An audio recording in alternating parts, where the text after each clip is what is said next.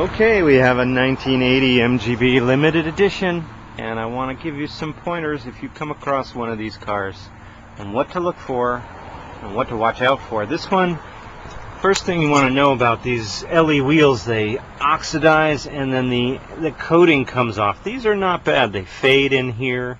These are decent wheels in decent shape. I see the tires are a little low, but you know, stuff like that you can deal with. You can get a new tire. It's the body work that you want to really be looking at on these cars. A couple little blisters here, and this one, the rockers, is where you gotta check.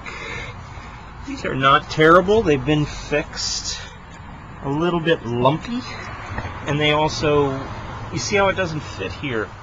Very important that you check these seams. The rocker panel's in a little lower and then the fender's higher. I bet they cut this off and welded new ones on. It's passable. Not beautiful, but passable. It'll work. Let's check this side. Oh, look at this. We've got a 45-degree angle on this seam because this is Bondo, and it wasn't really fixed all that well. You can see how thick this is. It's because they used a trowel, and it's more like a sheetrocking job. Not great.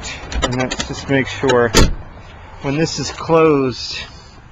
You see down here, I'm not sure if there's too much sunlight. I can't move this car yet, but there's a kind of a divot here.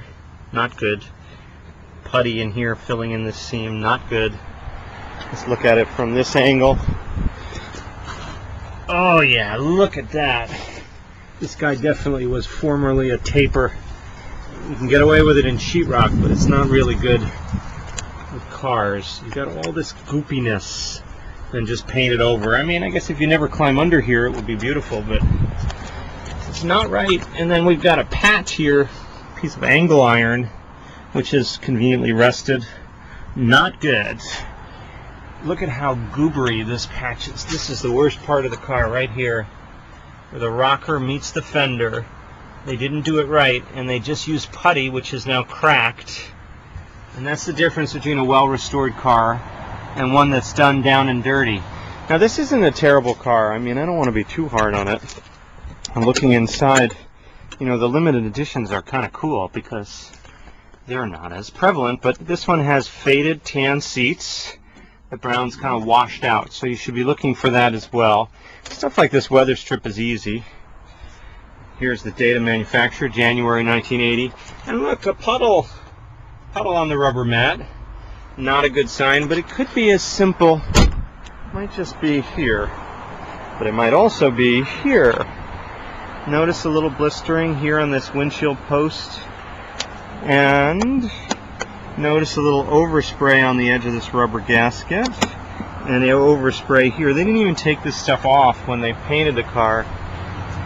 And again, that's what you get in a kind of marginal paint job. And then here's the floor. I've removed the mats. I don't know if you can see that. There's some water in there, some surface rust reforming, but the floors are not bad. No overdrive, 63,000 miles. A new top, and that zip-out window is important. You know, it's not a bad car, but I wouldn't pay top dollar for this one. Here, also want to really check these trunks well. We would take out the tire and give it a good looking over, but it's solid. They often rust right in this corner here. So you, oh, I thought that was a puddle. Sometimes there's a puddle right here. I'll move that out of the way, but you just want to check this. See, here's water. These trunk gaskets leak. There's a puddle there. I knew we'd find a puddle. This car looks like it would have a puddle. But anyway, you want to look at that. They're all welded right here in a funny way. I always thought that was interesting, and it always looks like they've been rear-ended. You see this little lump right here? Believe it or not, this is the rear corner.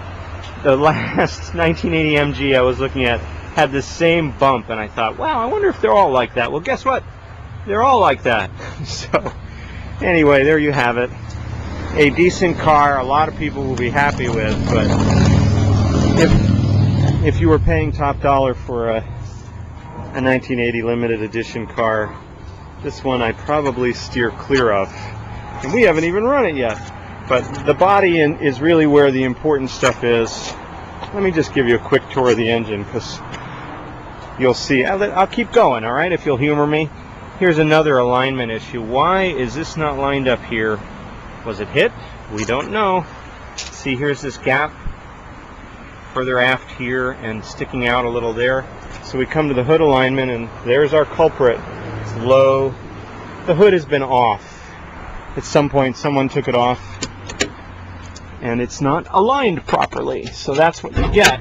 And that should be adjustable. I wouldn't disqualify this car on that basis, but let's take a look under the hood for you so you can get a little more information. Now here's an interesting, a non-standard valve cap. Sometimes I think I've seen it all until I see something like that. And the engine is reasonably clean. This is for a 70,000 mile B. That's about what you get. The air pump has been removed. Single carburetor, in my opinion, the least desirable setup, although it is original. And it's not desirable because this Stromberg carburetor, this Wood carburetor, was more about emission control and less about performance, so not the most powerful MGB you can find. I mean, it's a presentable engine compartment. A lot of them look this way. But again, not on a top dollar car. I'd want something a little bit tidier than that. These are the standard twin electric fans. Anyway, I've gone on enough, and there you have it. 1980 MGB limited edition. Thanks for watching.